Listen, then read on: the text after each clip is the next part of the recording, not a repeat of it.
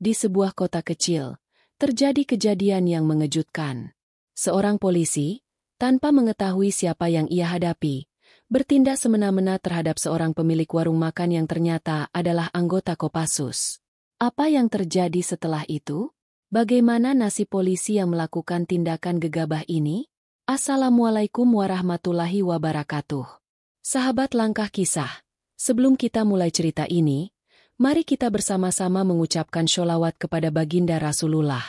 Allahumma sholli ala Sayyidina Muhammad wa ala ali Sayyidina Muhammad. Kisah ini bukan hanya sekadar cerita, tetapi juga menjadi pelajaran bagi kita semua. Pernahkah kalian melihat atau mendengar kejadian serupa? Mengapa ada orang yang bertindak semena-mena tanpa memahami situasi yang sebenarnya? Dan yang paling penting, bagaimana jika orang yang diperlakukan tidak adil ternyata bukan orang sembarangan? Simak kisah ini sampai akhir, karena ada banyak hikmah yang bisa kita petik.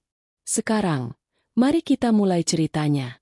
Siang itu, matahari bersinar terik, menyoroti jalanan yang lengang karena sebagian besar orang sedang menjalankan ibadah puasa. Namun, di sudut kota, ada sebuah warung makan kecil yang tetap buka. Warung ini tampak sederhana, dengan atap seng yang memayungi beberapa meja dan kursi kayu. Aroma masakan tercium dari dapur, bercampur dengan udara panas yang berembus pelan. Pemiliknya, seorang pria berusia sekitar 35 tahun bernama Danu, berdiri di balik meja kasir dengan wajah tenang. Ia tidak menyangka bahwa hari itu akan menjadi hari yang mengubah hidupnya. Danu adalah pria bertubuh tegap dengan sorot mata tajam namun penuh ketenangan. Rambutnya dipotong rapi, dan meskipun ia mengenakan pakaian sederhana, ada sesuatu dalam sikapnya yang mencerminkan wibawa seorang prajurit. Tidak ada yang tahu bahwa di balik sosoknya yang tampak biasa, ia adalah seorang anggota Kopassus yang telah bertahun-tahun berdinas di berbagai medan operasi. Setelah sekian lama mengabdi di militer, ia memutuskan untuk membuka warung makan sebagai usaha sampingan bersama istrinya. Bagi Danu, usaha kecil ini bukan sekadar sumber penghasilan tambahan, tetapi juga bentuk pengabdian kepada masyarakat. Ia ingin membantu mereka yang membutuhkan, termasuk para musafir dan pekerja berat yang sering singgah untuk makan. Saat itu, beberapa pelanggan sedang duduk di warungnya. Seorang pria tua dengan wajah letih menikmati sepiring nasi dan lauk sederhana, sementara dua orang pekerja bangunan dengan pakaian berdebu sedang menghabiskan makan siang mereka. Mereka makan dengan tenang, tanpa suara gaduh, seolah-olah memahami bahwa di luar sana, banyak orang yang sedang menjalankan ibadah puasa. Warung ini tidak memasang papan nama besar atau spanduk mencolok, hanya ada sebuah papan kecil bertuliskan, Warung Makan Danu, yang tergantung di dinding kayu yang mulai lapuk dimakan waktu. Di kejauhan, suara motor terdengar semakin mendekat. Awalnya hanya samar, namun perlahan menjadi lebih jelas. Deruk knalpot yang kasar memecah ketenangan siang itu, membuat beberapa pelanggan menoleh.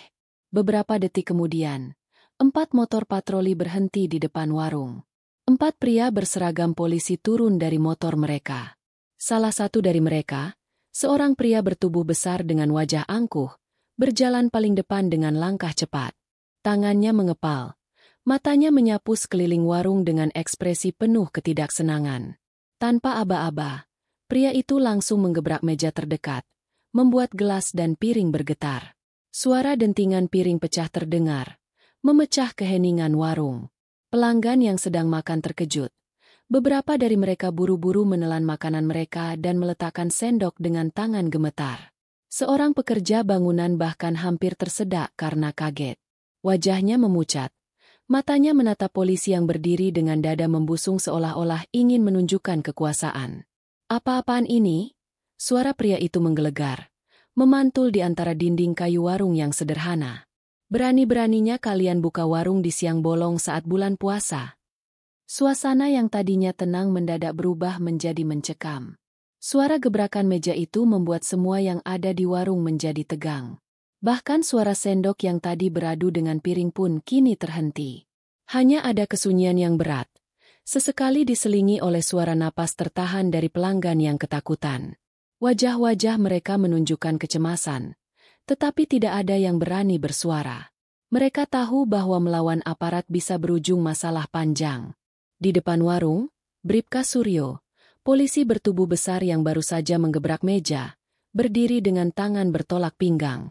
Mata tajamnya menatap ke arah pelanggan yang masih duduk di kursi, seolah menantang mereka untuk tetap di tempat.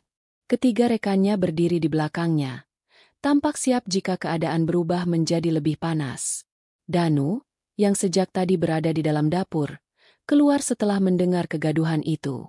Wajahnya tetap tenang, meskipun dalam hatinya ia merasa tidak senang dengan cara aparat itu bertindak.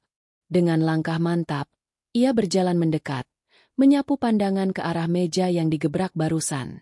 Gelas yang tadi hampir jatuh kini tergeletak miring di atas meja, sisa makanan berserakan di lantai, dan pelanggan yang duduk di sekitarnya terlihat ketakutan. Danu menarik napas dalam sebelum akhirnya berbicara dengan nada yang tetap sopan. "Ada yang bisa saya bantu, Pak?" Bribka Suryo menoleh cepat. Ekspresi wajahnya mencerminkan kejengkelan seolah tidak senang karena ada seseorang yang berani menanggapi perbuatannya dengan nada tenang. Ia menatap Danu dari atas ke bawah, seperti sedang menilai siapa orang yang ada di hadapannya. "Kamu pemilik warung ini?" tanyanya dengan nada tinggi. Danu mengangguk. "Benar, Pak. Saya pemilik warung ini." Bribka Suryo mendengus kasar. "Tutup sekarang juga. Kamu tidak tahu aturan, ya? Ini bulan puasa, dan kamu seenaknya buka warung di siang hari." Danu tetap mempertahankan ekspresi tenangnya. "Mohon maaf, Pak. Warung ini tidak terbuka untuk umum. Kami hanya melayani orang-orang yang memang diperbolehkan untuk makan, seperti musafir, pekerja berat, dan orang-orang yang tidak diwajibkan berpuasa. Kami tidak menjajakan makanan secara terbuka." Jawaban Danu seharusnya bisa meredakan amarah Bribka Suryo, tetapi justru sebaliknya. Polisi itu semakin tersulut emosinya. Baginya, jawaban seperti itu terdengar seperti pembelaan dari seseorang yang melawan perintahnya. Tanpa berpikir panjang, ia meraih salah satu piring yang ada di atas meja dan melemparkannya ke lantai. "Jangan banyak alasan. Saya bilang tutup, ya tutup," bentaknya. Beberapa pelanggan semakin terkejut. Seorang pria tua yang tadi duduk menikmati makanannya kini gemetar, memegang sendok dengan tangan bergetar. Para pekerja bangunan yang tadi makan siang pun menelan ludah, bingung apakah mereka harus pergi atau tetap diam. Danu mulai merasa kesabarannya diuji. Ia bukan tipe orang yang suka mencari keributan, tetapi bukan berarti ia bisa diperlakukan semena-mena.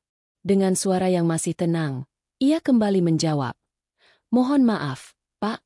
Saya tetap menghormati mereka yang berpuasa. Tetapi ada juga orang-orang yang membutuhkan makanan di siang hari. Saya rasa tidak ada yang saya langgar di sini." Bribka Suryo semakin geram. Matanya menatap tajam ke arah Danu. Kemudian ia melirik ke arah dapur di mana sebuah panci besar berisi minyak panas masih berada di atas kompor. Senyuman sinis muncul di wajahnya. Tanpa banyak pikir, Bribka Suryo berjalan cepat ke arah dapur. Beberapa orang yang melihat tindakannya mulai menyadari ada yang tidak beres. Salah seorang pelanggan yang duduk di dekat pintu berbisik pada temannya. "Dia mau ngapain?" Danu sendiri mulai menyadari niat buruk yang terpancar dari gerak-gerik Bribka Suryo. Polisi itu berhenti di depan kompor dan menatap panci besar berisi minyak yang masih mendidih. Uap panas keluar dari permukaannya, menandakan bahwa suhu minyak itu sangat tinggi. Saat itu, waktu seakan berjalan lebih lambat. Danu bisa melihat dengan jelas bagaimana Bribka Suryo meraih sebuah ember kecil di dekat kompor, kemudian menciduk minyak dari dalam panci dengan cepat. Tangan polisi itu bergerak mantap, tanpa keraguan sedikit pun. Dalam hitungan detik, Bribka Suryo mengangkat ember berisi minyak panas itu. "Kamu keras kepala, ya?" katanya dengan nada mengejek. Danu tahu apa yang akan terjadi. Dengan refleksnya yang terlatih sebagai prajurit Kopassus, ia segera bergerak ke samping. Namun, meskipun ia berhasil menghindar, sebagian minyak tetap mengenai lengannya. Terdengar suara desisan saat minyak panas mengenai kulit Danu. Rasa panas yang luar biasa langsung menjalar di lengannya, tetapi wajahnya tetap tidak menunjukkan ekspresi kesakitan. Orang-orang di warung itu menahan napas. Seorang ibu yang berada di dekat pintu langsung menutup mulutnya dengan tangan, syok dengan apa yang baru saja ia lihat. Seorang pria dari kerumunan berteriak, "Pak Polisi, jangan keterlaluan." Namun Bribka Suryo hanya tertawa kecil, masih dengan senyum sinisnya. "Biar kapok, biar tahu rasanya melawan perintah." Saat itu, suasana warung menjadi begitu mencekam. Suasana di warung itu mendadak sunyi, seolah dunia terhenti sejenak setelah perbuatan keji Bribka Suryo. Semua mata tertuju pada Danu, menanti reaksinya. Beberapa pelanggan bahkan menutup mulut mereka, tidak percaya dengan apa yang baru saja terjadi. Minyak panas yang disiramkan ke lengannya kini menetes perlahan, meninggalkan bekas merah yang menyengat. Tetapi yang lebih mengejutkan bukanlah luka itu, melainkan ekspresi wajah Danu, tetap dingin, tanpa sedikit pun menunjukkan tanda-tanda kesakitan. Bribka Suryo, yang mengira Danu akan menjerit kesakitan atau bahkan berlutut meminta ampun, justru terkejut. Ia menatap Danu dengan dahi berkerut, menyadari ada sesuatu yang berbeda dari pria ini. Danu perlahan mengangkat wajahnya. Sorot matanya berubah. Jika sebelumnya ia terlihat tenang dan penuh kesabaran, kini ada tatapan tajam yang begitu dingin, seolah-olah ia baru saja melepaskan diri dari belenggu kesabarannya. Dengan suara pelan namun penuh tekanan, Danu berkata, "Kamu sudah melewati batas." Suasana di warung berubah. Udara terasa lebih berat, seolah ada tekanan yang membuat orang-orang sulit bernapas. Bahkan rekan-rekan Bribka Suryo yang berdiri di belakangnya mulai merasa ada sesuatu yang tidak beres. Mereka saling bertukar pandang, ragu apakah mereka harus tetap mendukung tindakan Suryo atau mundur perlahan. Bribka Suryo mencoba tetap bertahan dengan sikap arogannya. Ia menyeringai kecil dan berkata, "Lalu, kau mau apa? Ini perintah. Tutup warung ini sekarang juga sebelum aku buat lebih berantakan lagi." Danu tidak menjawab. Ia hanya menatapnya dalam diam. Saat itu juga, beberapa pelanggan mulai berbisik di sudut warung.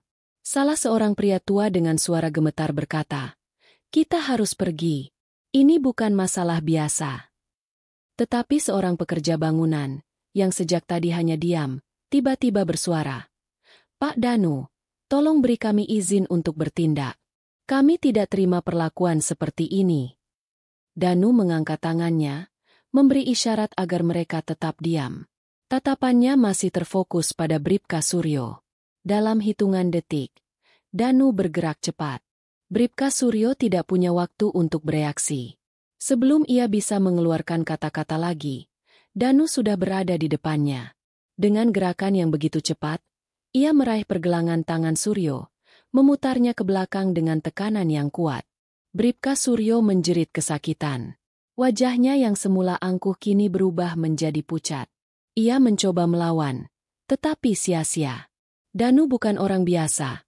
Ia adalah seorang prajurit Kopassus yang terlatih, dan ia tahu betul cara menghadapi seseorang seperti Suryo. "Sakit. Jangan khawatir," bisik Danu di telinga Suryo. "Ini belum seberapa dibandingkan dengan apa yang kau lakukan." Dengan satu gerakan cepat, Danu mendorong Suryo ke depan. Polisi itu tersungkur ke lantai. Tangannya masih terpelintir dalam genggaman Danu. Para pelanggan yang menyaksikan kejadian itu terbelalak, tidak percaya bahwa seorang polisi bisa dikalahkan begitu mudah. Rekan-rekan Suryo yang lain terkejut. Salah satu dari mereka segera maju, berniat menyerang Danu. Tetapi sebelum ia sempat melakukan apapun, Danu sudah mengantisipasinya. Dengan satu tendangan ke arah lutut, polisi itu jatuh tersungkur, merintih kesakitan. Kini hanya tersisa dua polisi lainnya. Mereka saling berpandangan, mulai merasa ragu untuk ikut campur. Salah seorang dari mereka bahkan terlihat berkeringat dingin, menyadari bahwa mereka telah melakukan kesalahan besar. Bribka Suryo menggeliat di lantai. Wajahnya memerah menahan malu dan sakit. Kau siapa sebenarnya?" Danu melepaskan cengkeramannya, membiarkan Suryo merangkak mundur. "Aku hanya seorang pemilik warung," jawabnya singkat. Tetapi di balik jawaban itu, seluruh pelanggan di warung kini tahu bahwa Danu bukanlah orang biasa. Gerakannya begitu terlatih. Kecepatan dan ketepatan aksinya hanya bisa dimiliki oleh seseorang yang memiliki pengalaman bertahun-tahun dalam pertempuran. Salah satu pekerja bangunan berbisik, Aku pernah melihat cara bertarung seperti itu. Itu bukan sembarang bela diri. Itu teknik militer. Para polisi yang tersisa akhirnya memutuskan untuk tidak melawan lebih jauh. Salah satu dari mereka membantu Suryo bangkit, sementara yang lain perlahan mundur ke arah motor mereka. Dengan wajah merah padam, Suryo menunjuk ke arah Danu. Ini belum selesai. Aku akan kembali. Danu hanya tersenyum tipis. Silakan. Suryo mengepalkan tinjunya, tetapi ia tahu tidak ada gunanya bertahan di sana lebih lama. Dengan langkah tergesa-gesa, ia naik ke motornya bersama anak buahnya, lalu pergi meninggalkan warung dengan wajah penuh kemarahan. Ketika suara motor mereka menghilang di kejauhan, warung kembali sunyi. Para pelanggan masih terpaku, mencoba mencerna apa yang baru saja terjadi. Seorang pria tua mendekati Danu, menatapnya dengan kagum. "Nak, siapa kau sebenarnya?" Danu hanya menghela napas dan tersenyum tipis. "Aku hanya seseorang yang tidak suka melihat ketidakadilan." Orang-orang di warung mulai bersorak kecil. Beberapa dari mereka bertepuk tangan. Seorang pekerja bangunan berkata, "Kami mendukungmu, Pak Danu. Kalau mereka kembali, kami tidak akan tinggal diam." Danu mengangkat tangan, memberi isyarat agar mereka tetap tenang.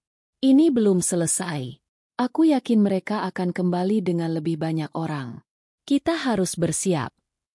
Dan benar saja. Di kejauhan, suara sirine terdengar. Mereka akan kembali. Suara sirine itu semakin mendekat. Suasana warung yang baru saja tenang kembali dipenuhi kecemasan. Para pelanggan yang tadinya bersemangat kini mulai menyadari bahwa situasi bisa bertambah buruk. Danu berdiri tegak. Matanya tajam mengamati jalanan di depan warung. Ia tahu betul bahwa Bribka Suryo tidak akan tinggal diam setelah dipermalukan. Ia pasti akan kembali dengan lebih banyak orang dan kekuatan yang lebih besar. Beberapa menit kemudian, 3 mobil patroli berhenti di depan warung. Belasan polisi turun dengan langkah cepat, mengenakan seragam lengkap dengan rompi anti peluru. Salah satu dari mereka adalah seorang perwira dengan wajah serius.